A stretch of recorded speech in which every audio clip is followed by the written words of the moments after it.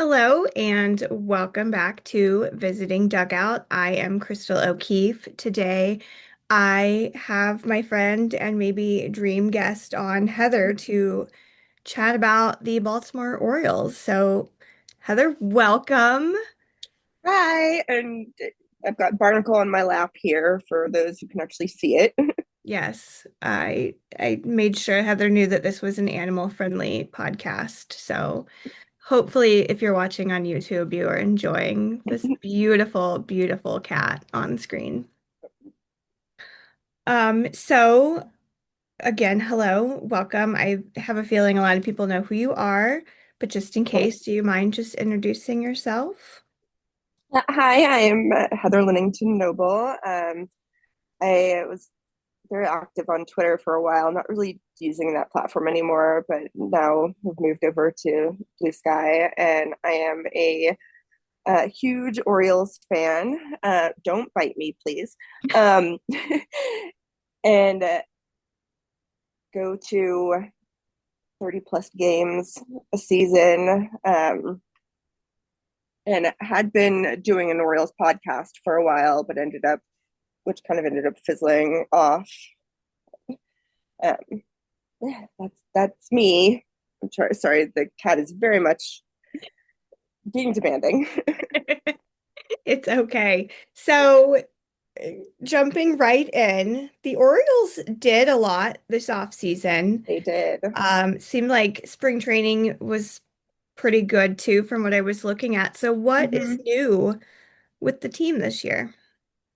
The biggest news is that we signed Pete Alonso, which nobody was expecting. I think everybody had their dreams for who we were going to sign were in the free agent tier, a tier or two below Alonso, and didn't even dream for a second that he was actually a realistic possibility. But we have him. He is absolutely delightful. He's playing well, so that's the biggest news. We made a few. We signed Ryan Helsley to be the closer. Um, and we made trades for Shane Boz and Taylor Ward and signed Leody Taveras and brought Zach Eflin back, who unfortunately is already injured. Um, but yeah, a lot of the team looks very different this year than it did last year. Yeah, I was very heartbroken about Pete Alonso as the Mets are my secondary team. Yeah. And then I felt a little more emotional the other day when he hit his first home run as Mm-hmm. an Oriole against his former Mets pitcher, Jacob deGrom, my birthday Yeah. twin. But very happy that he seems to be thriving there because I only want good things for Pete Alonso. I think it means a lot to this fan base that he chose us because we are not accustomed to that. We're accustomed to players of his caliber leaving or us trying to sign them and them going somewhere else. And it had just happened actually with Kyle Schwarber. We had given him a major offer, and he actually took the exact offer to the Phillies and went, if you give me this, I will come back. So uh, he's getting paid the exact same amount that he would have been getting paid by the Orioles. And that was kind of fresh on everyone's minds. And then he immediately came, and he's been very clear about how much it was like he is happy to be here, and he's actually pandering to us as a fan base. And that's not something we've really ever experienced in this way before. Um, I think it's really easy to have some level of optimism going into a season with somebody like him on the team. Yeah, he's one of the best in the league. So I'm so Yeah. happy that he's welcome there and he's being appreciated for who he is as a person. I also just saw that he was doing some fundraiser with an animal shelter. So it's like, Yeah. stay the best person ever. Thank you. Yeah, he donated a bunch of money to the local Baltimore City animal shelter. Um, and we love that. Just such a good dude. I could talk about him forever though, but we won't do that. Yeah. So feel like kind of putting feelers out for this 2020 or 2026 season. Woo.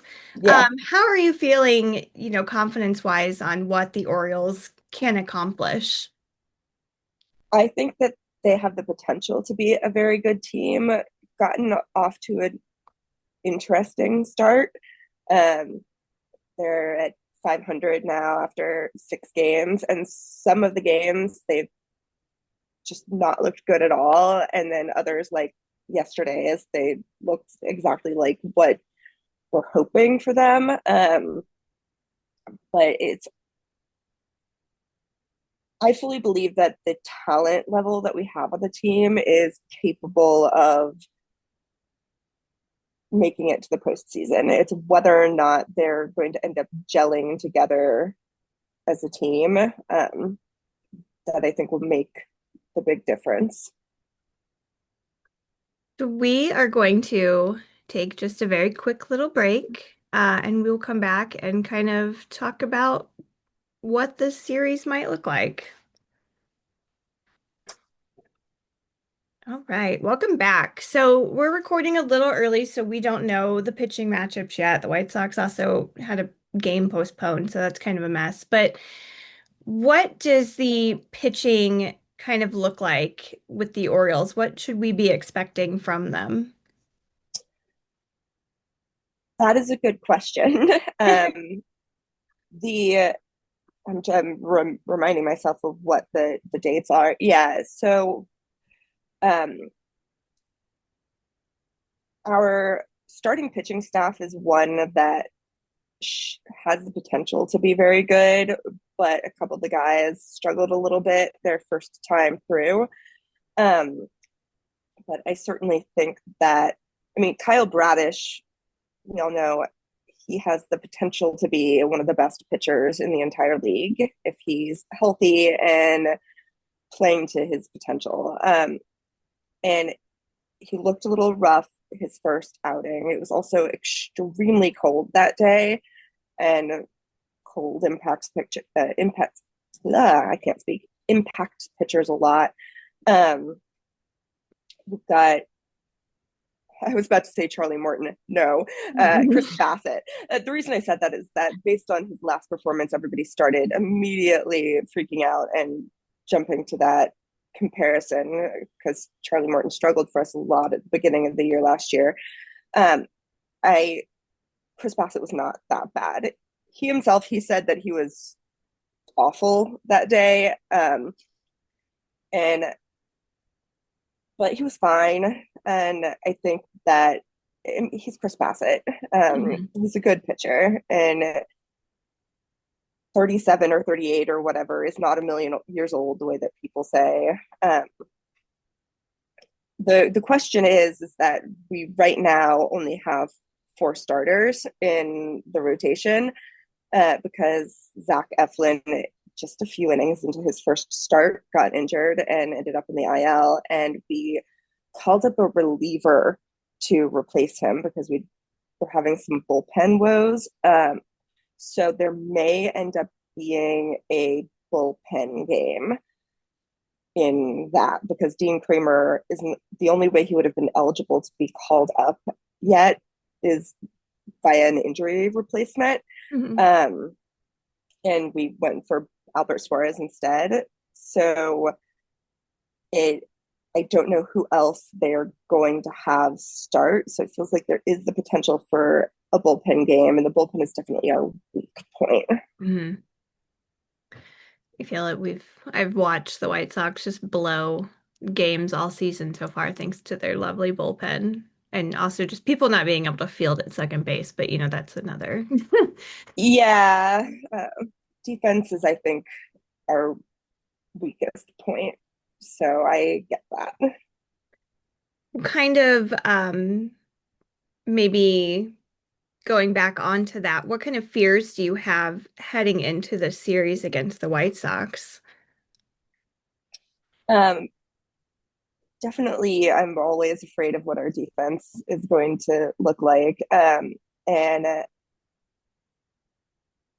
I This team has had issues in the past, and it is a brand, like it is such a new team, so maybe it'll be different where it when it views an opponent as not at their level, they don't play as well.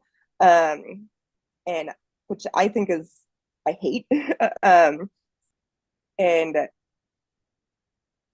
I'm interested to see if that happens again with this team the way that it did fairly consistently last year. Um, which I don't say to try to insult the White Sox. As an Orioles fan, I have been in this situation pretty recently. You can't Um, offend White Sox fans, you don't know, worry. um, but the White Sox are an interesting team this year too, and I think that there are a lot of fun players on the team. Um, but cat down, The cat has a lot to say yeah. about this team. Mhm. So, who do you feel like on the Orioles team could be the biggest threat to kind of a wounded White Sox team? Because again, our pitching isn't really excellent. I mean, our outfield is full of non-outfielders. It's Mhm. all just kind of a mess right now. So who do you Um, think could really come in and just take advantage of this White Sox team? well, Pete Alonso, Yeah. um, and it's been uh, Taylor Ward has really picked things up over the last couple of games, and he's looking like a great hitter. And then Samuel Basayo, who I think is going to be a stud. If he gets that kind of hittable pitching, I can see him hitting more 450-foot home runs.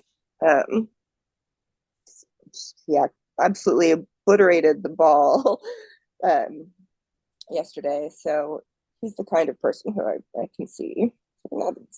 Sammy, that's what we call him. So, what do you feel like the Orioles need to do to actually win this series against the White Sox? And I know it's such a silly question because I'm so down on the White Sox right now, but what do they just need to do to ensure they get this series win?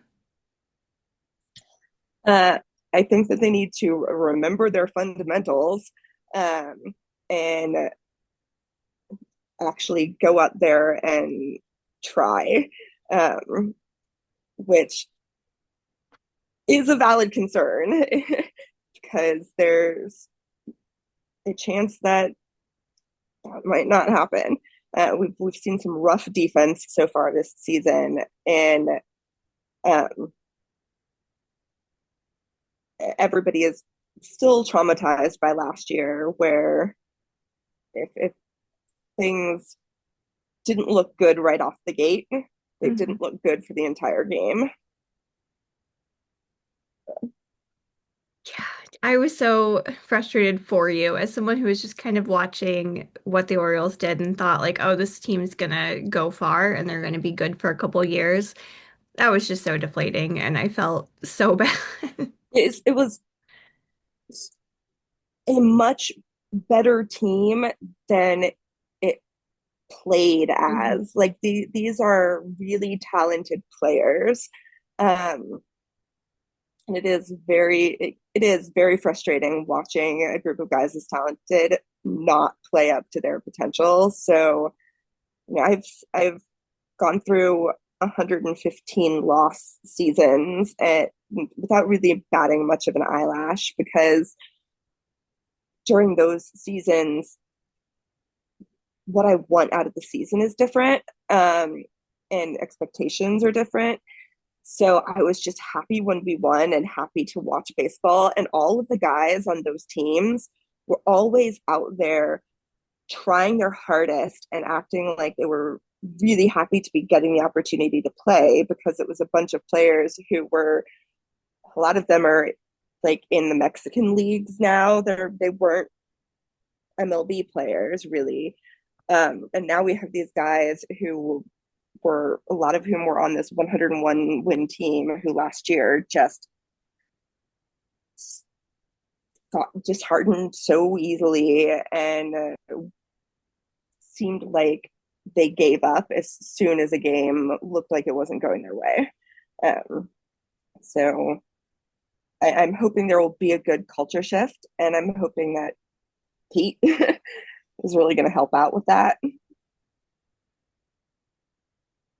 So, moving away and just kind of seeing 2026 as a whole, this is where I love to just ask your hot takes or ice cold takes or, just kind of what you're hoping to see in baseball this year.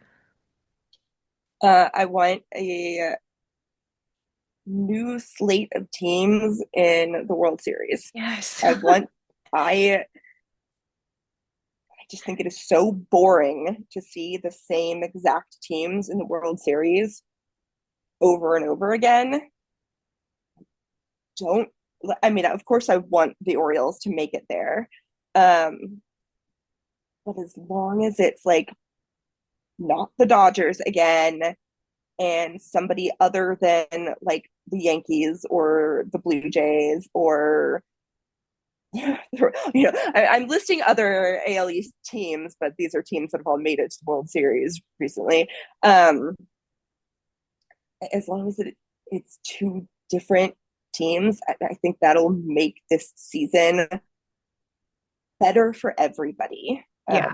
Because it is, baseball is more fun when there are more teams that are being competitive. I have had the argument with so many people that growing baseball means the Dodgers and Yankees can't be in the World Series every single year. I think it stunts baseball more than anything. And I people check out because they hate those teams. And I totally get it. I hate those teams. I agree completely, and I see a lot of people say that it grows the game to have those two teams, and I'm like, no, the teams that already have the largest fan bases making the World Series does not grow the game. Getting teams that have smaller fan bases or mid-sized fan bases that are not always in the World Series to the World Series, that's what's going to grow the game, because you're going to get people who have only been tangentially following their team or haven't really followed them all that much before, paying attention and potentially getting into it enough to keep watching. You're not having that with the Yankees or the Dodgers. It's funny too. Like, I never want to credit the Texas Rangers for what they were doing. Yeah. But even having them go, so far into the postseason, what was it, like a couple years back now? Just seeing them and not again seeing like the Dodgers win it was amazing. It was incredible. I was like, yes, my close and personal friend Dane Dunning can get a championship ring, and this is amazing because people forget that the Rangers exist most years. Or just, just seeing any other team. I don't even mind the Blue Jays if the Blue Jays were to make it back. Yeah. They're like full of likable people on that team, whereas you're just exhausted. It's serious like World Series fatigue at this point. I So that year in 2023, the Rangers won after sweeping us in the ALDS, and Yeah. I feel like I come at that from a very different perspective than a lot of other Orioles fans. Because a lot of other Orioles fans hate the Rangers now and have this vendetta against them because of the fact that they swept us in the ALDS and then went on to win the World Series. But I was always under, like, my personal opinion was always that if a team beat us in that series, I wanted them to win the World Series because Mhm. I wanted it to be the team that inevitably was the best that beat us. Yeah, I If fully get if that. yeah, if they had lost their next series, then it would have felt like, but we should have won all of this. But going through and like they steamrolled everybody that year, um, that felt like okay, it wasn't really us. They were just inevitable. Yeah, and I think that was just such a fun series because again, you Yeah. don't see the Diamondbacks going anywhere. You don't ever see the Rangers going anywhere. Like those teams seem to be forgotten about in Mm-hmm. the overall grand scheme of Major League Baseball. So to see like two teams that you didn't think were going to have a chance at the beginning of the season actually make it there and to, Yeah. the largest stage and people are like, "Oh, nobody's going to watch this." And I was like, "No, I'm going to watch that Oh one yeah. because that I have like a rooting interest in for a change." Yeah. And I don't have to be mad because it's the same two teams, but who knows what'll happen. I'm sure the Dodgers will be back in it. I'm sure it'll be a three-peat, and I'm sure everyone, myself included, will just be very annoyed and Mm-hmm. almost praying for a lockout. Yeah.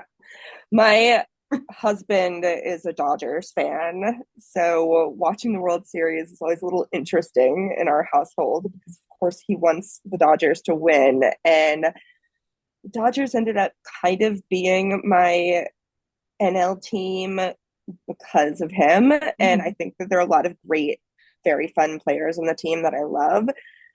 But I will root for them during the regular season. But once the postseason arrives, I am not anymore. And I'm like, I'm sorry.